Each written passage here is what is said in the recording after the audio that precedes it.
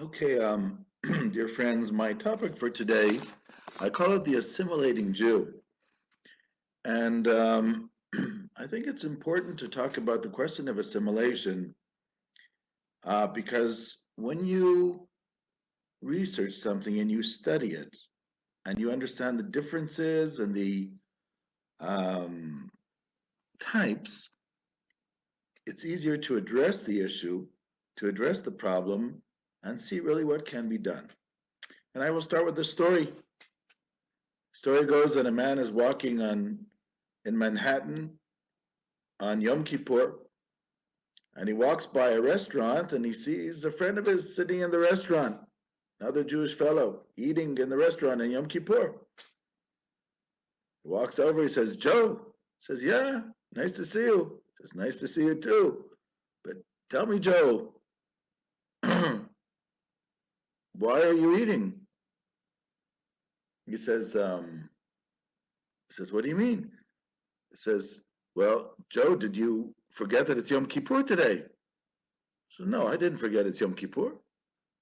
Says, "Well, Joe, did you forget that you're not supposed to eat on Yom Kippur?" Says, "No, I didn't forget you're not supposed to eat on Yom Kippur." Says, "So why are you eating?" Says, "I forgot I'm a Jew."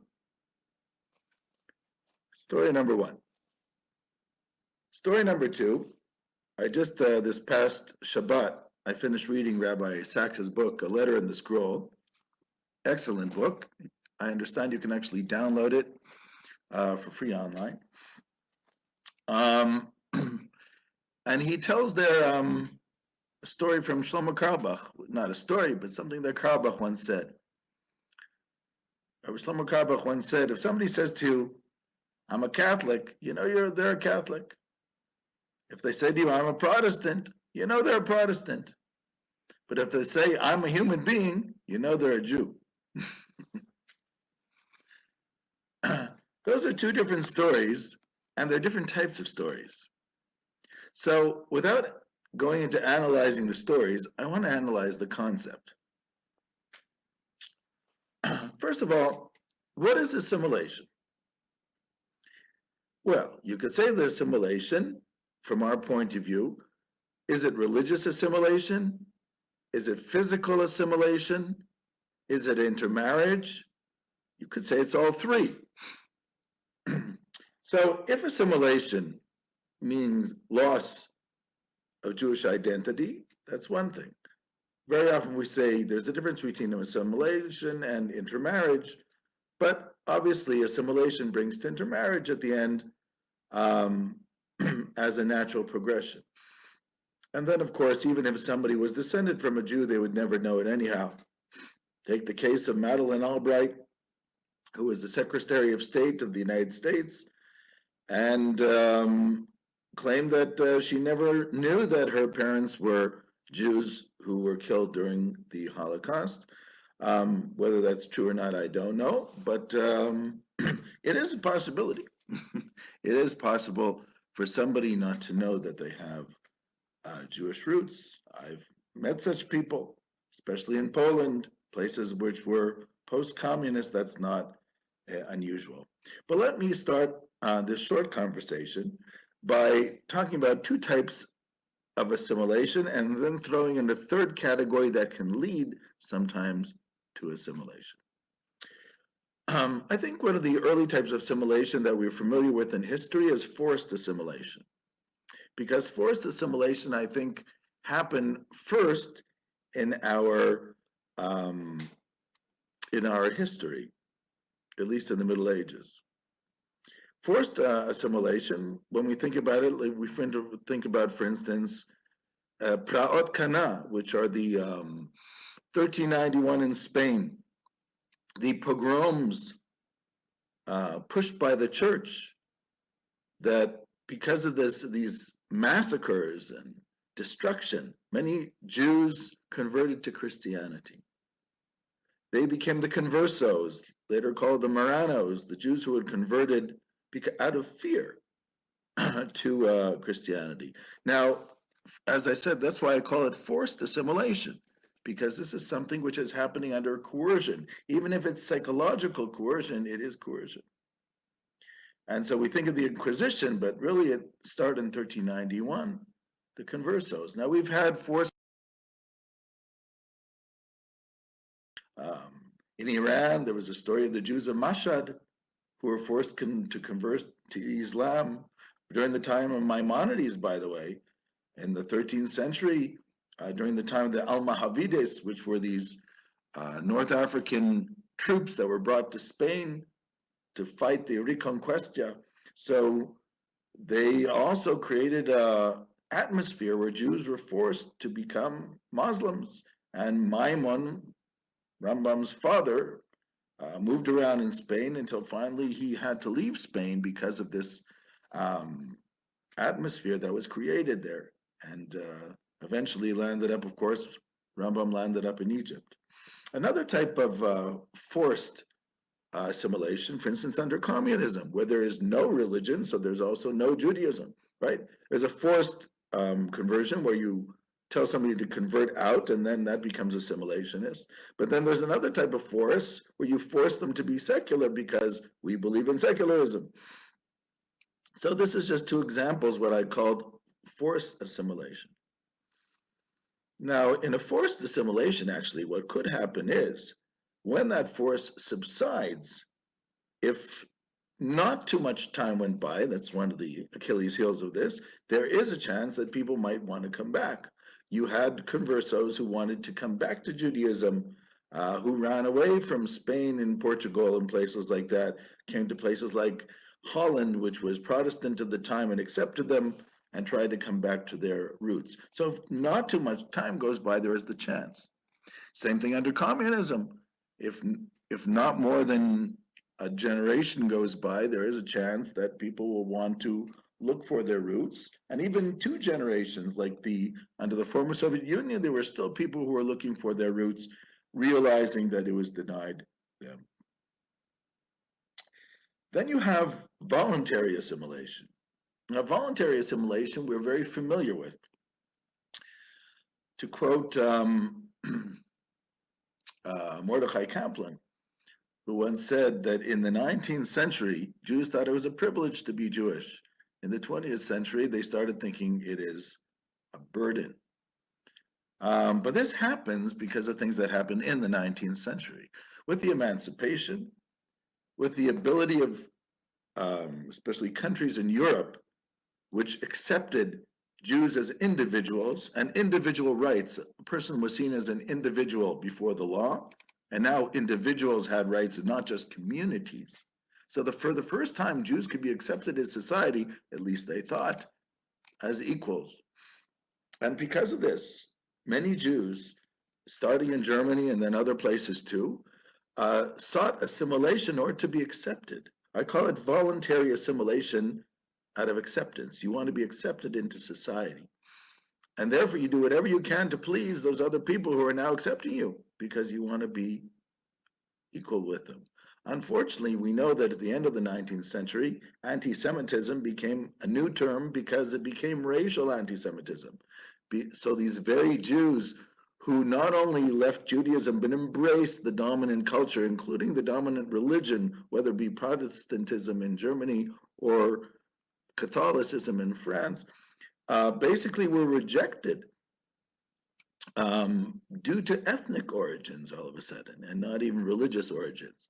So in the Middle Ages, if Jews were rejected as another religion, by the end of the 19th century, anti-Semitism became anti-Jewish racism against Jews as a race. And this, of course, as we know, continued into the 20th century. So at the moment I'm talking about, and that's, by the way, the most popular type of voluntary assimilation is the need for acceptance. And one cannot judge, obviously. It's not easy being persecuted. It's not easy living through being a second-class citizen. You cannot blame people who want to be accepted.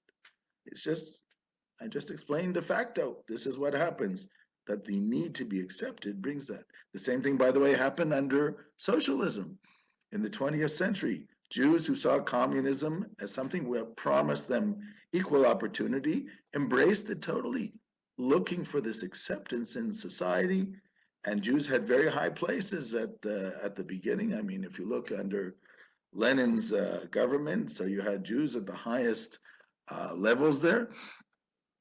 And then, of course, everything changed and Stalin took over and Jews were not accepted anymore. So, but then they have something else.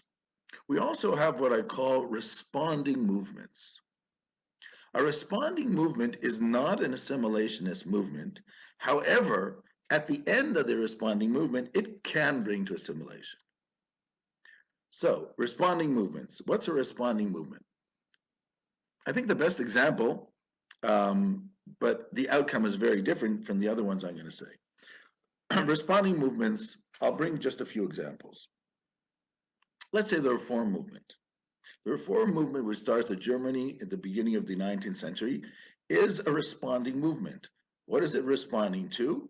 Mass exiting of Jews from Judaism into German culture, as I mentioned before, in the 19th century, in order to be accepted post-emancipation into German society. So really, the early Reform movement in Judaism is a responding movement trying to stem the tide of Jews trying to exit Judaism, trying to give them an alternative which they will find more palatable, a Judaism which will be easier for them to explain to their non-Jewish counterparts. That's why I've always told my colleagues that it's wrong to say that the Reform movement was a secularizing movement or an assimilation movement. It was the exact opposite, if anything. It was definitely a religious movement, and it was definitely a movement that was created in order to stop the assimilation of Jews into German society and give them some type of Jewish alternative that they could be proud of with their colleagues, with their non-Jewish colleagues. When the Reform moves to the United States and becomes more radical, you have another movement. You have the conservative movement. And conservative, as we know, means a reactionary movement, right? So the conservatives felt the Reform had gone too far, and they were now the conservative movement, meaning a more, as we say today in American politics, they were more conservative. More traditional. So even for, okay, the forerunner is Zechariah Frankel in Germany, but later on Solomon Schechter and others who were involved in the conservative movement. This is a movement, a traditionalist movement against the Reform. It's a reactionary, not reactionary, but it's a responding, what I call a responding movement. Now, we've had other responding movements in Judaism. In fact, secular Zionism in the state of Israel was a responding movement. Rabbi Cook points out very well in his Ma'amar Hador, his article about the generation. He says it's wrong to call the secular Zionists bad Jews. They're not bad Jews. They're giving their lives for something they believe in, and they're not regular secularists. They were people who came from religious homes, had difficulties with the religion that they were taught at home, but still were very proud of being Jewish. And they adopted Zionism as tilling the land and Jewish agriculture and building up the Jewish homeland as a Jewish Zionist alternative to the Orthodox Judaism that they received at home. So this was an attempt, what I call responding movement, which was an attempt to create a new type of future for the Jewish people. So that is not an assimilation movement, just like the Reform was not an assimilationist movement, and conservative was definitely not an assimilationist movement. You know, it's demagogy to call these assimilationist movements. Now, however, what happens is when you have responding movements, they either perpetuate themselves in the way that they do, which is unusual. Most of the time, they go through transformations. Now, those transformations will affect the outcome at the end. Let me give you an example. The Hasidic movement of the 18th century was a responding movement. It was a movement against elitist Orthodox Judaism in Poland and Lithuania. It was an attempt to get to the simple person and teach them that they can be close to God even if they're not part of the elite.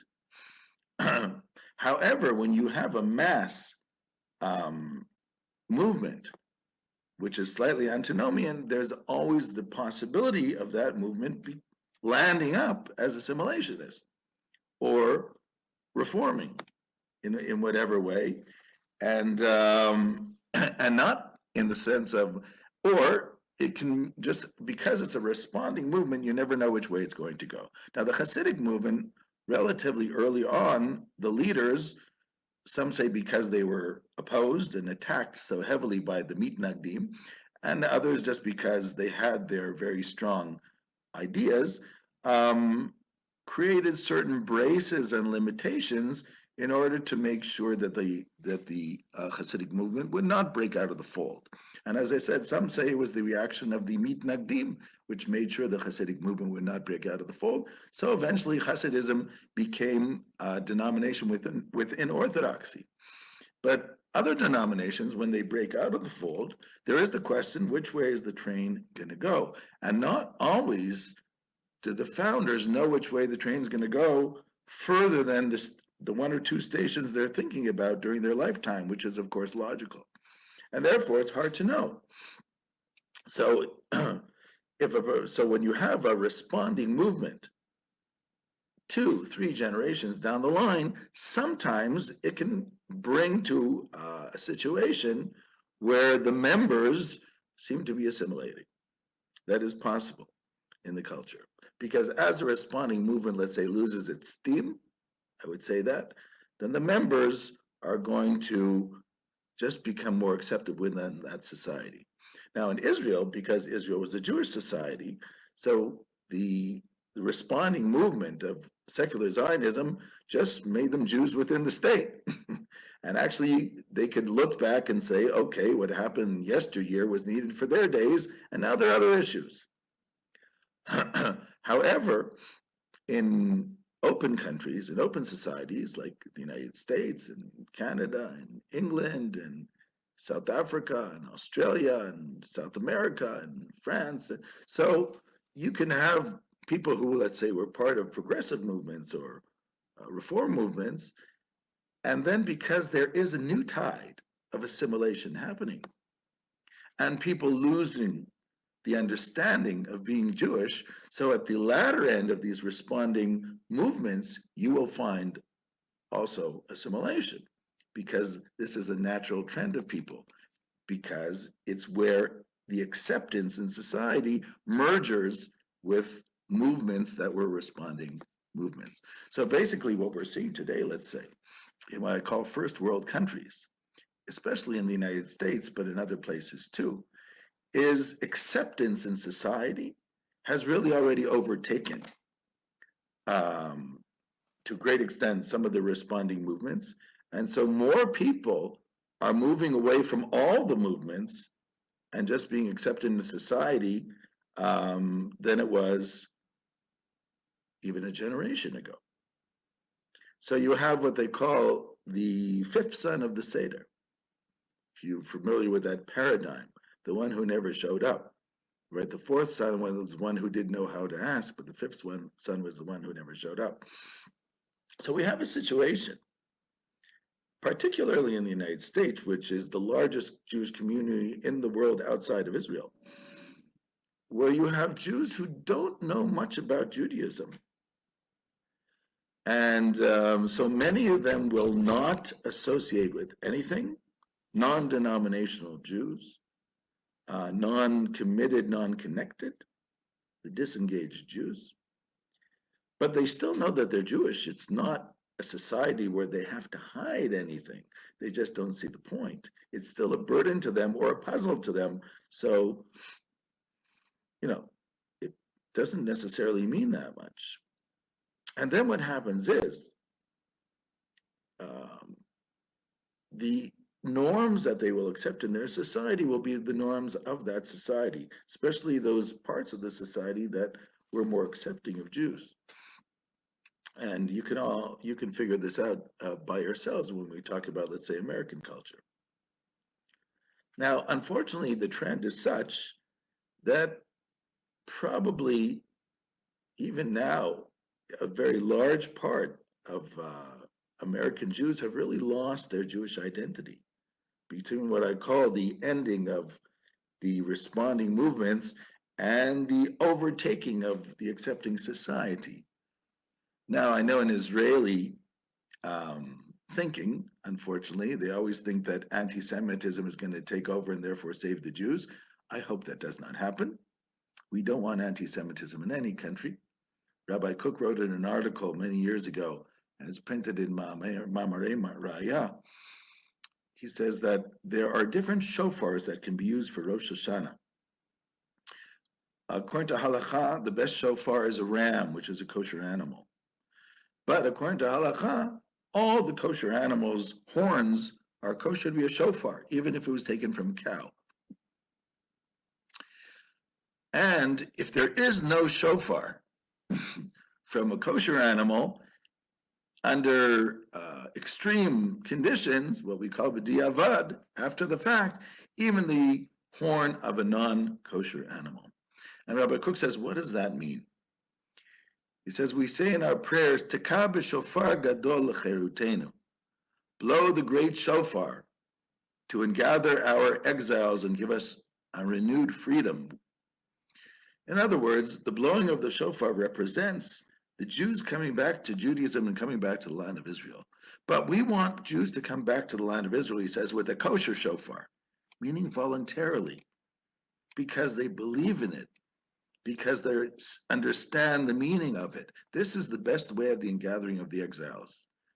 But sometimes the ingathering of exiles, he writes, is because of a horn from a non-kosher animal, which means it was forced upon the Jews, and because of anti-Semitism, they start running back to the land of Israel and embracing their Judaism. He says, this is not what we want.